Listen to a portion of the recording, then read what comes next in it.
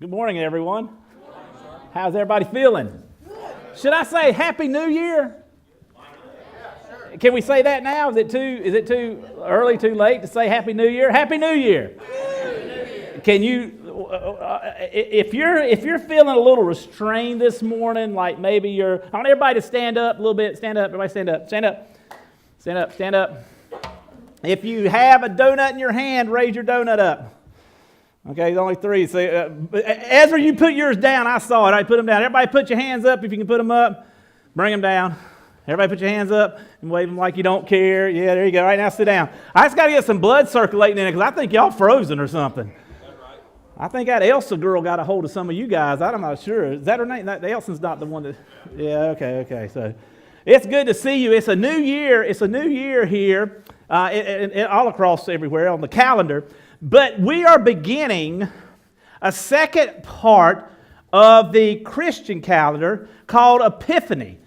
The first part of the Christian calendar begins with Advent in the preparation of getting ready for the birth of the Messiah, of Jesus Christ, which we celebrated at Christmas.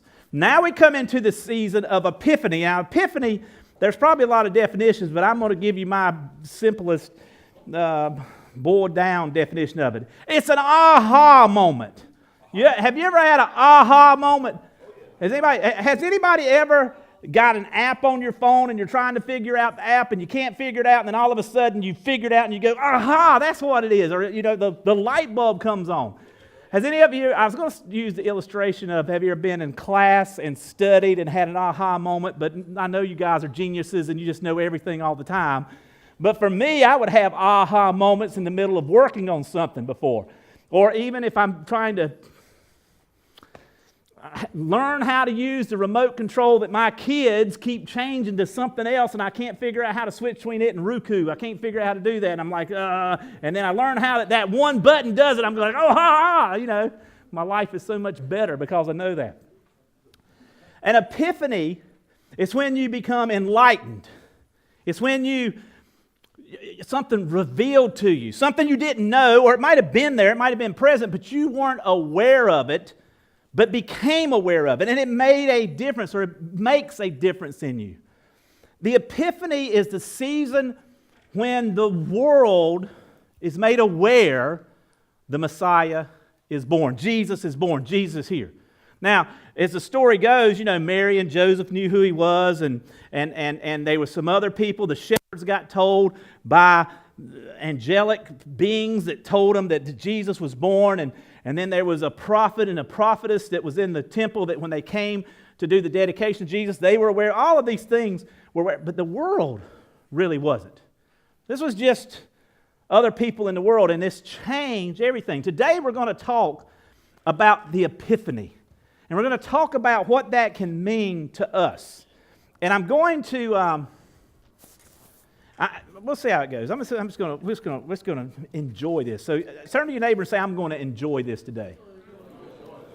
So, and I am actually, this is nerve-wracking for me because I'm holding a Bible in my hand, which is not nerve-wracking, but it's the new Bible. I swapped out my Bible every 5, 6, 3 or 4, so many years. I don't know how long it is. I think the last Bible I had was like 5 years. I've switched out and I have a new Bible, and it's like no markings in it. I've just started marking it up this year. But there is this thing called super print.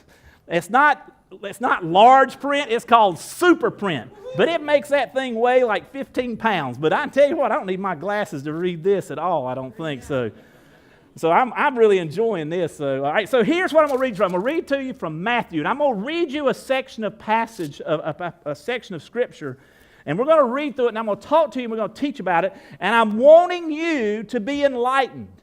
I'm wanting you to maybe have an epiphany, to maybe a light bulb go on and you capture something you haven't captured before, okay? So anticipate that. Anticipate something's in here for me or for you. So I want you to say that. Something is in here for me. Say that to yourself. Say it again. So it's in here, and I'm about to bring it to you. And it's in there for you, so you got to listen, you got to pay attention, you got to look for signs, you got to look, because you'll know it when it happens. And for some of you, you may be one of the fortunate ones, and there may be more than one thing for you. But there's at least one thing for each one in here. So start looking and listening and observing and being aware right now. After Jesus was born in Bethlehem, in Jerusalem in Judea, during the time of King Herod, Magi from the east came to Jerusalem. And they asked, "Where is the one who has been born King of the Jews?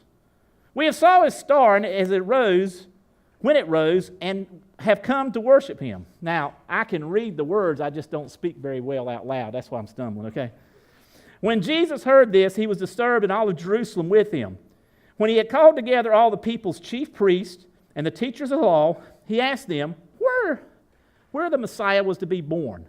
"In Bethlehem in Judea," they replied, "for this is what the prophet has written. But you, Bethlehem, in the land of Judah, you are by no means least among the rulers of Judah.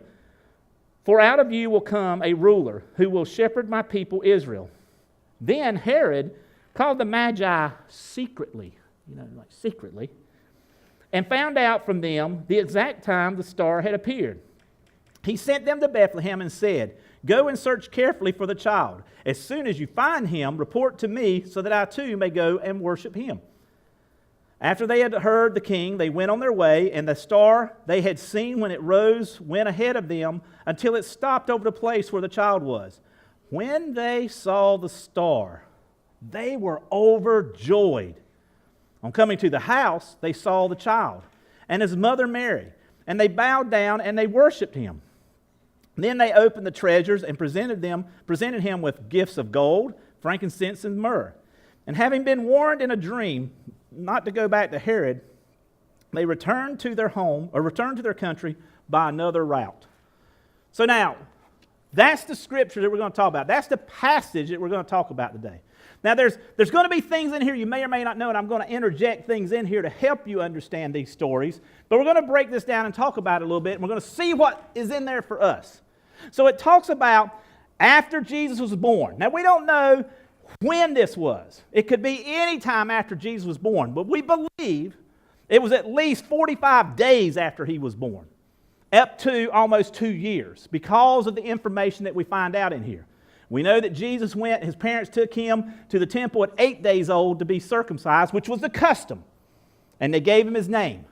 They came back again 33 days later because he was a male, which 33 and 8 is 40-something, 41. 41 days later, they came back because she would have had to go through a ceremonial purification process where she'd have had to offer a dove, and then they'd offer a lamb for their atonement of sins, and they couldn't afford a lamb, so they offered how many doves? 2, which indicated they were poor, which maybe they weren't as poor as what we think. That's not their hometown. You understand? They're in Bethlehem because of that census, so they're there.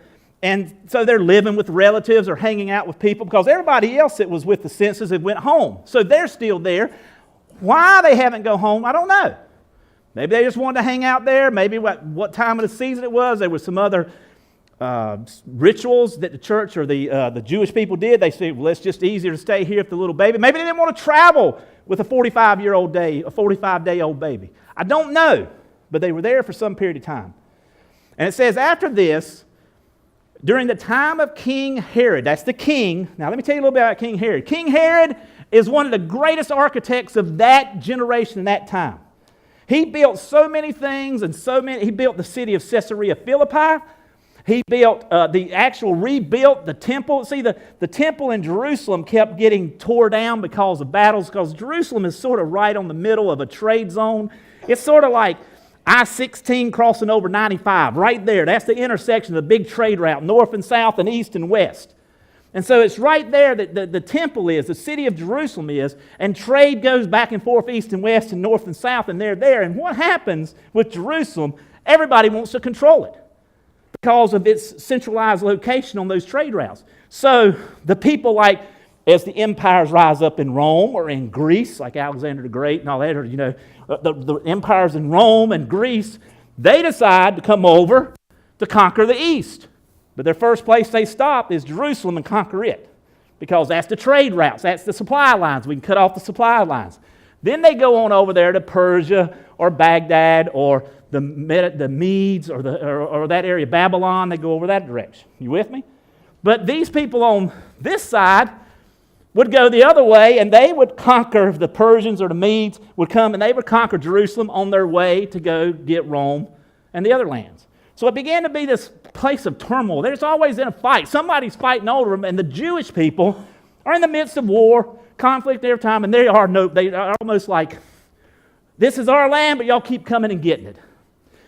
Herod was alive at a time that the temple was torn down, so he rebuilt the temple.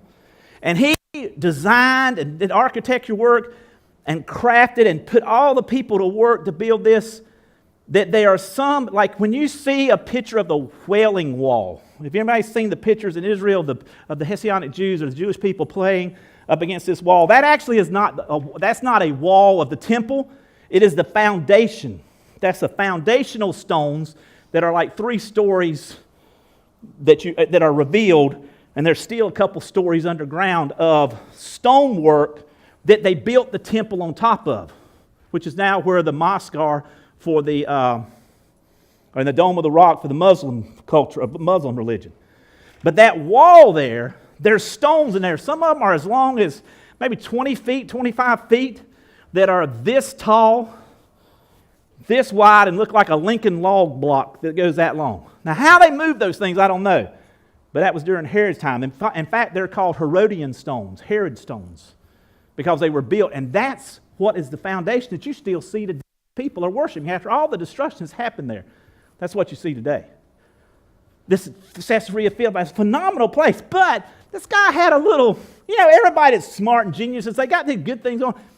He had a little, I don't know, it's not a tick or a click or whatever. He just believed everybody's out to kill him. For some reason, he believed everybody wanted to kill him. Somebody's going to take his job as being the king. In fact, he started out as like a governor up around Galilee, and a war broke out. Somebody took over the temple, and when that war broke out, he saw, oh man, when that group comes there to take over the temple, I'm out of a job. So he hightails it to Rome, goes to Rome, gets with Mark Antony. I don't know how, his kin people are somewhere or another. He knows Mark Antony or something. Gets Mark Antony, present him to the Senate to say, this is the guy that we need to say. He's got some Jewish blood in him. He's got some descendancy to the Jewish nation. We need to put him over as king of the Jews and let him go back there and fight this battle and give him some army to go do this and let him run the place. The Senate votes and says, that sounds good to us. So he got appointed to be king of the Jews. There wasn't an election or wasn't anything. It wasn't his bloodline that got him there. He married a Persian princess to try to be, or somebody, I'm not sure if she's a Persian princess, but another one that has some type of claim to royalty. But when he comes in there with the Roman army, he takes over Jerusalem. So people are happy. Yay! But then he starts to rule. And then he gets this complex about him that he's worried about. He starts to build other cities to have his castles, if you will, his homes. Masada is one of those that he built in case somebody ever captured this city. I got a place to go. You understand what I'm saying? I got a place to go. I can still be the king over here. And if they come there, I can go to this other place. So he kept up 3 different capitals, but one, wherever he was the capital at that moment. And that was, at that moment, and that was Jerusalem. But he was paranoid. He was so paranoid, he had his brother-in-law, who was 17 years old, killed because he thought he was getting more claim to power than he did. His wife, he married this woman, and when he married her, he said, you need to get a job for my brother-in-law, my brother, because, he's my brother. Well, I'll put him over as the high priest. So Herod made him the high priest. He wasn't even Jewish. He made him the high priest. He goes in there, puts on the whole Jewish outfit and does the high priest stuff, and everybody goes, woo, and starts worshiping, and they like him. You got a young guy, young preacher, looked good, And Herod gets jealous, has 2 guys drown him in a swimming pool at night and act like it was an accident and killed him. He goes on and kills 2 of his own children, kills his wife, and kills his wife's mama, kills a whole bunch of them because he's trying to secure his position as king. Because he wasn't born that way. He didn't have rights to it. He was given those rights. So this is the Herod that we're talking about. This is speaking about here, the time of Herod the Great, King Herod. And it says that Magi came from the east. Okay? So if this is east, What's this? The opposite of it. West. So if this is Jerusalem and they came from the east, we just go east and we sort of draw a line there and see what's over there. Well, it's modern day Babylon. It's Babylonia. It's where it's at. Persia.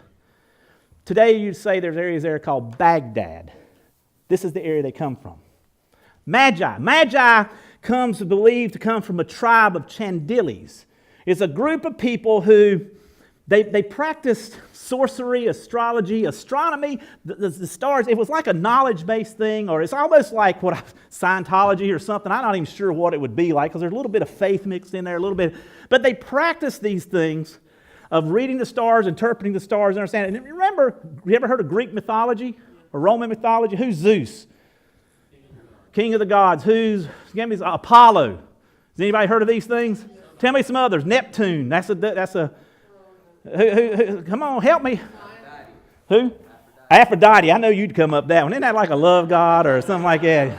Aphrodisiac come from that. Venus, Mercury. By the way, what other things are named that? Planets, stars. You can see can't you see the stuff in the stars in there, like the different signs? That's the Orion's belt. It's really 3 stars, but it's like they say it's, you understand? That's the stuff that's going on. These guys are studying that. So there's a scorpion, there's astronomers and all this.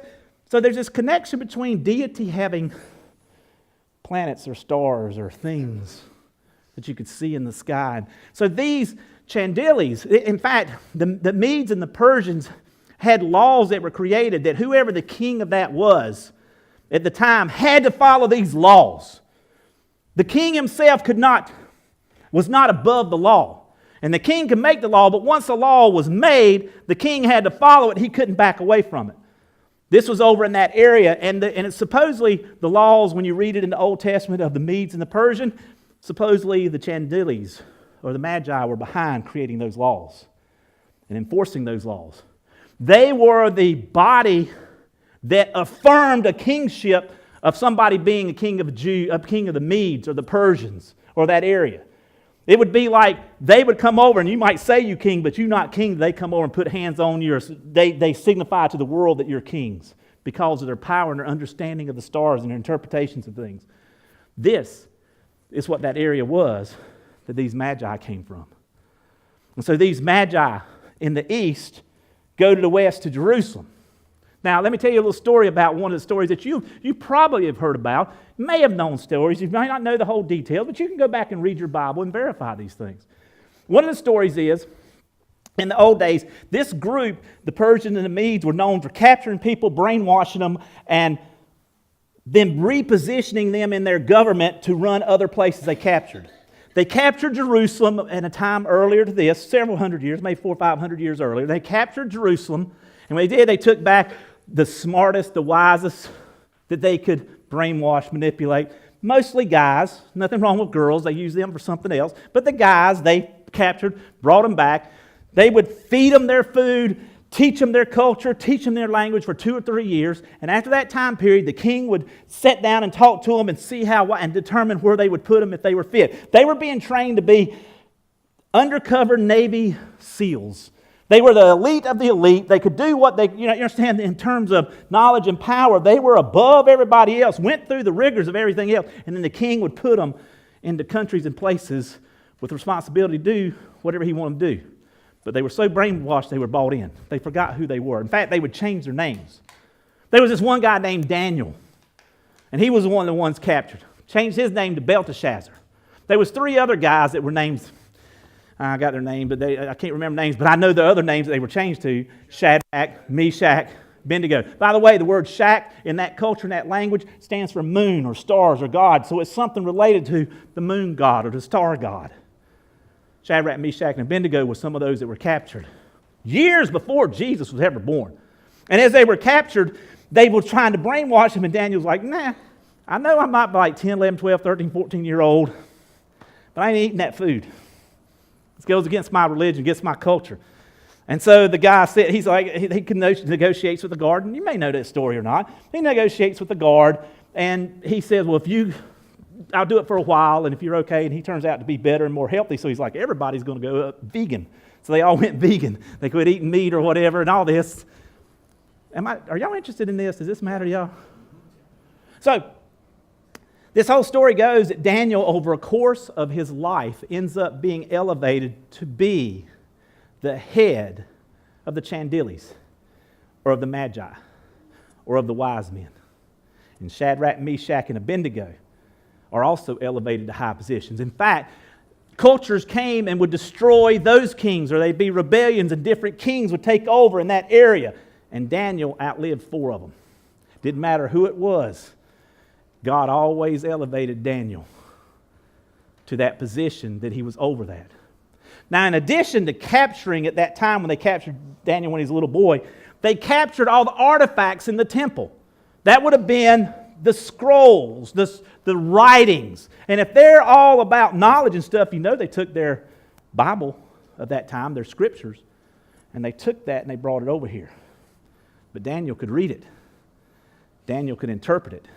Shadrach, Meshach, and Abednego could read it. They could interpret it. Daniel, we know, could interpret it because God had given him that gift that he could interpret it. And so at some point in time, he began to teach. Like of all the religions, of all the faiths, of all the astronomy, Daniel teaches this group of magi about a true king being born one day.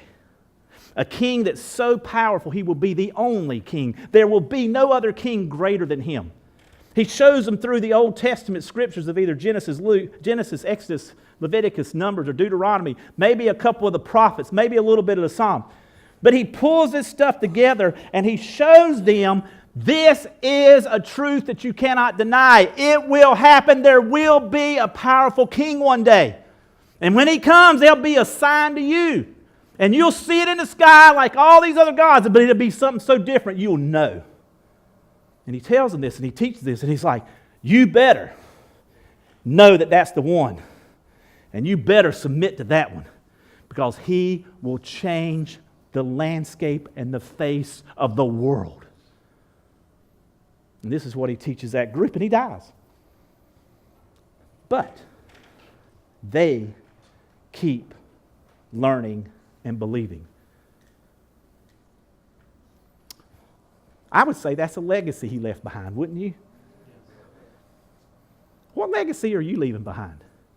What things do you believe so deeply that you would stand up and speak for and do a life and live a life and believe, but then pass it on to somebody else for them to know, knowing that your legacy is going to outlive you, but you might not be there to live it through, but you got to give this information to someone who might be there. Do you have anything in your life that's important to you? Our children. Jody and I have 3 children. Now we have grandchildren. We're thinking about the legacy we leave to our children. I put a Bible. You know why I switch Bibles? Do you know why I switch? I switch and I mark them up and I stick them on a shelf so that when I die, all of my children will get a Bible. All of my grandchildren will get a Bible. And if they keep multiplying, I might have to buy a whole lot more because they're being fruitful and multiplying out there. You understand? And they're getting married. And I'm like, well, maybe I need to put one back for not just my daughter, but my son-in-law. Not just my son, but my daughter-in-law. You understand? So now there's these stacks of Bibles all the way back to when I was in high school. Wow. Trying to leave a legacy. But that's just words. That's just scriptures. If you don't read it, you don't look at it, you don't understand it, you don't dig into it. That's like them capturing the scriptures from over here and taking them over here. If there's not a Daniel to read them, to talk to them about it, to question it, to press, to push, to talk about the other gods in the world of that time and where this fits in and how this, it doesn't make any sense. We need more Daniels out there. Not just to leave back Bibles marked up, but to walk, to eat, drink, live, and live that life that makes that scripture come alive, that they will take it 400 years later and they see this star. And they go, oh snap. They're speechless. What? This is what everybody's been looking for. And we see it. We're going to go to see the King of the Jews. Now, by the way, if you don't know much about the King of the Jews, and you don't know much about where he's going to be born or anything, where would you go? To the capital of the Jewish nation, which would be Jerusalem. So they see the star. Now, I don't think that the star was like a rope with a carrot on it, and you put in front of the cow, and he follows the carrot. You know what I'm talking about? I don't think the star was like that. I think they saw the star and knew it would be King of the Jews, and they're pretty smart folk. 1 + 1 = 2. We're here, there's Jerusalem. Get the donkeys, let's go. Right? And they head to Jerusalem. And it probably took them a while. Now, do you think, how many do you think come? How many wise men do you see in the nativity scenes? Why? Because, I don't know. Where does it say there was 3 of them? Nowhere. It says they brought 3 gifts. No. They could have brought 100 gifts. They identify 3. Gold, frankincense, and what's that other one? Oh, y'all have heard this story before. So y'all know what I'm talking about. They didn't say how much gold, how much myrrh, how much frankincense, did they? Gold, money, one a perfume to anoint somebody at the beginning of their royalty, one to anoint them when they die. Why would you bring those gifts? Why would you bring something so odd as to bring money, wealth? Why would you bring something that's used to anoint a king when he's being made king? And why definitely would you bring something to cover up the smell of his decaying carcass? Maybe because they knew the scriptures that this King of the Jews would not only come in power and might, but would come to be born King of the Jews and to die for everyone's sin. Maybe they don't understand the whole deal. You know, there's a whole lot of people in the world. Some of them sit in this room and some of them sit outside this room that get little bits and pieces, and they don't get it all, but they know there's something they're missing. I'm just missing something. You ever felt like that? I'm just not where I need to be. I know there's something, but I can't put it together. I'm looking for a star. I'm looking for a sign. These guys found it. And when they find this sign, they get on the camels. And I don't believe it's 3. I believe it's maybe 1 or 2 or maybe 3,000. Because I'm going, if I've believed this for several hundred years and it's about to happen, I'm coming. And they're coming. Now, old Herod's probably sitting over in his palace, and they come up there and tell him, hey, there's a big group of Persians or something coming from over there, and they got bells on their camels making all this noise, and it looks like it's a big wealthy group. And they got several thousand. They got things to eat, so they got shepherds and other stuff bringing their food with them. They got other stuff with them. They got a harem with them. They've got an army with them to protect all that gold, frankincense, and myrrh. I don't know. They got all this with them, and they're on their way here. Herod's probably going, oh snap, another war's about to break out. You don't sneak into town with 2,000 or 3,000 Persians and him not know about it. And they roll up at your front door and knock on your door. Because at my house, you come up and I see you pull in the driveway, I'm picking up the dirty clothes off the floor, getting everything ready, like, oh, put this up, get the kids' toys up, somebody, we got company coming. So he cleans up his castle and get them ready. And they roll up to his castle. They come in here and they ask this question, critical question. Where is the one who has been born King of the Jews? We have saw his star when it rose, and we've come here to do what? We've come here to worship him. Our purpose for being here is not war. Our purpose to being here is not to let the world know anything. All we know is this has happened. It compels us because we've been looking for something worthy of our worship, and we got up and we came over here to worship. What compels you to worship? What has compelled you to be here today? To worship. Not to sit with somebody, not to do, but to worship. This compelled them. Notice the phrases they said, that was born King of the Jews. This guy wasn't handed it to him because somebody gave him the title. He was born to be this, to be the king. And he has a star, and we've come to worship him. Now it says that Herod and all the town was disturbed. Well, wouldn't you be? If you were a subject of Herod and he's killed his wife, he's killed his brother-in-law, he's killed 2 of his kids, he's killed their families to do this, and there's somebody else as a king, do you want to be this guy's subject?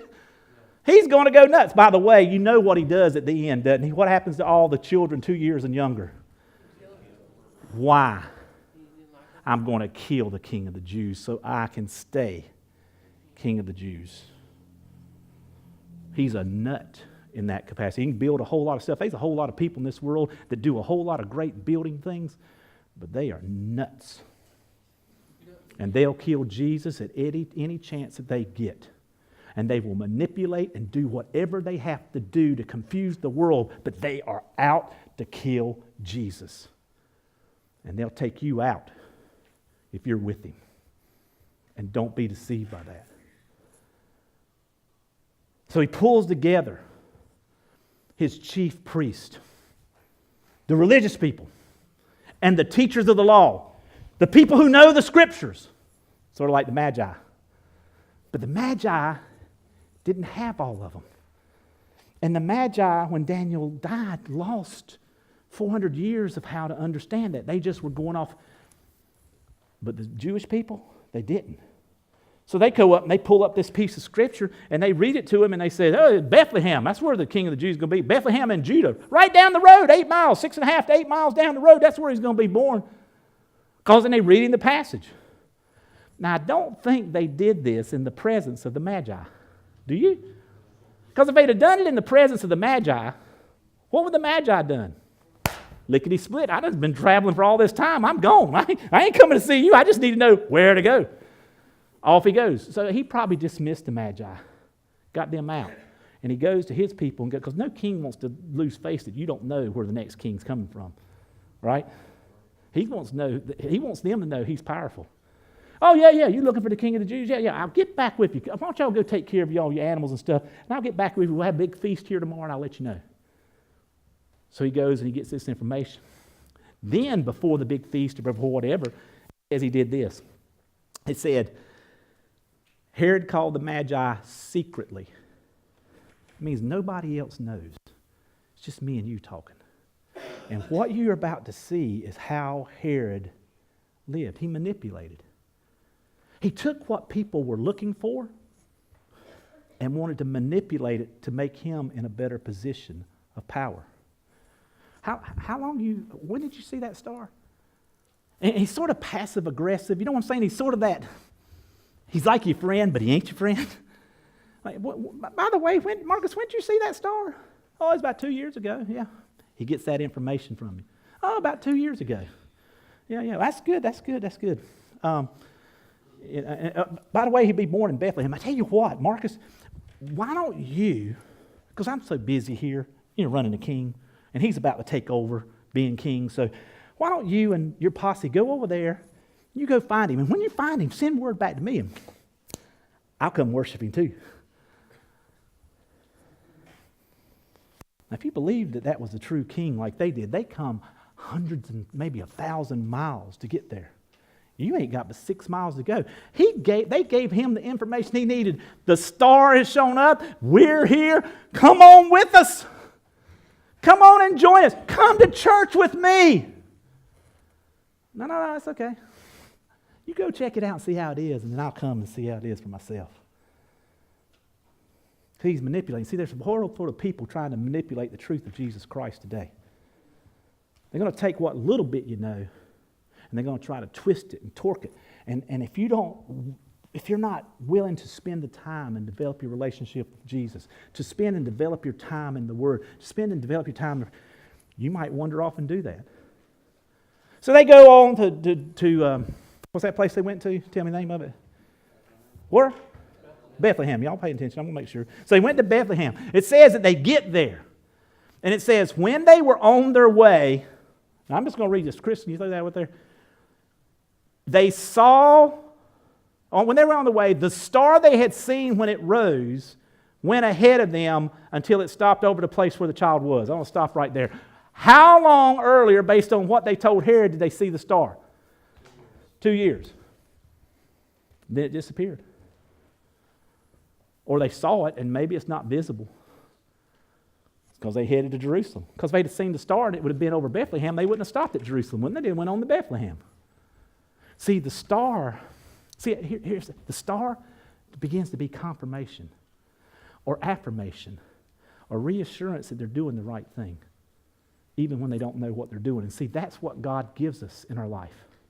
See, sometimes He gives you a glimpse of the person you should be, or the thing that you should be doing in this situation, or how you should behave, or this glimpse of this, and you're not 100% sure if that's what you should do. So you step out in faith and you start to live or try to do and be and do this, and maybe you slip up, maybe you go to the wrong palace, and maybe you knock on the wrong door, but you're trying to be obedient and do this. And then when you get directed to the right way, He affirms you with the same affirmation He did to start out the journey. And He shows you this star. And listen to what it says for them. It says they saw the star and they were overjoyed. They ain't saw Jesus yet. Do you catch that? They just saw the star again. It's back. We're in the right direction. We're doing the right thing. This is so great. See, and that's what happens along the way. God will put people in your life. He'll put situations in your life. He'll put things going on in your life that will affirm when you're going the right direction. And they'll give it to you. And you'll be just as joyous as was when you first headed out on the journey. And so they get there and they see the child and his mother Mary. And here, guys, is where I failed in my life that I hope you can improve in your life if you're not there yet. The reason they came there was to worship the King, right? So as soon as they walked in, they started worshiping. Is that what they did? No, it says they saw the child, saw his mother, and they bowed down. And then they worshiped the King. See, many of us come into this place of worship here, or we go into places of worship in other areas, and we come in to worship like this rather than like this. We come in arrogance, no humility, counting on all the gold, frankincense, and myrrh, all the people, all the stuff, all the things the world identifies us as something. And we stand boldly before God to worship. And these people here that don't know Jewish culture, they don't know Christian culture and religion, they just know I was lost and now I'm found. You ever seen a new Christian, a new believer? Man, they just bow down. I see recovering alcoholics go through, people in a recovery process, they know where they come from. See, we can't really worship till we learn to bow down. Humble ourselves, drop to our knees, put ourselves in the position that we should be, that the world might put these titles and these things on us, but in the eyes of God, we are His servants. And they humbled themselves, and then they worshiped. Oh, the music wasn't good. I couldn't worship today. I didn't feel it today. I didn't feel the worship.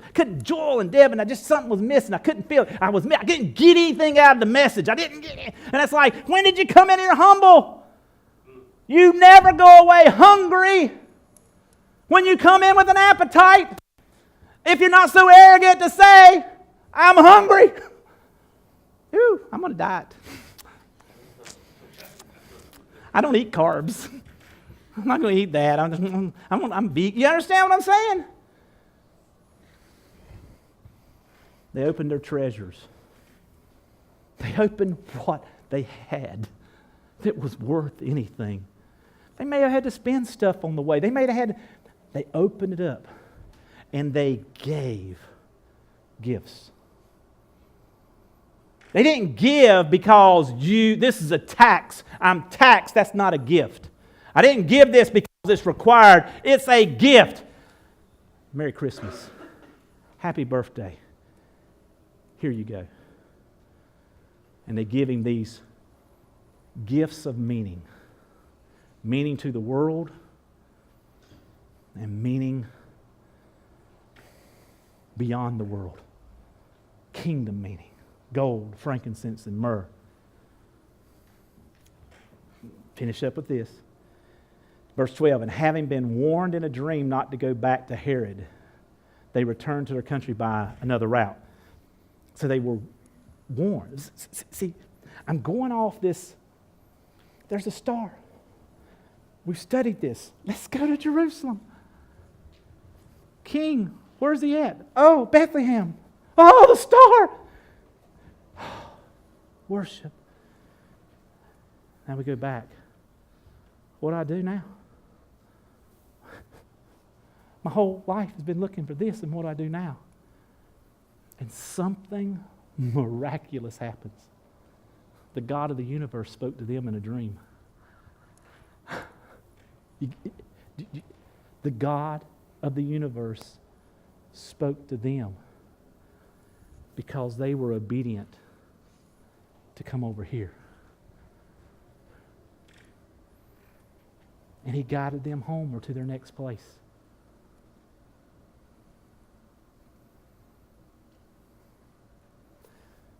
Epiphany. 5 things I put down on my notes to close out with. I may have said them, I may not, but I'll say them now. Number 1, you got to bring yourself to Jesus. On coming to the house, bring yourself to Jesus. Number 2, you need to encounter Jesus. They saw the child. They didn't hear about Him. They came there and saw with their own eyes. They humbled themselves. They bowed down. They gave reverence, honor, and glory and adoration to Jesus, not to a church, not to a ministry, not to a mission, not to an idol. They gave Jesus what was deserving of Him, worship. And they presented Him gifts of value that had meaning. And what they ended up leaving was a legacy, like Daniel had left them.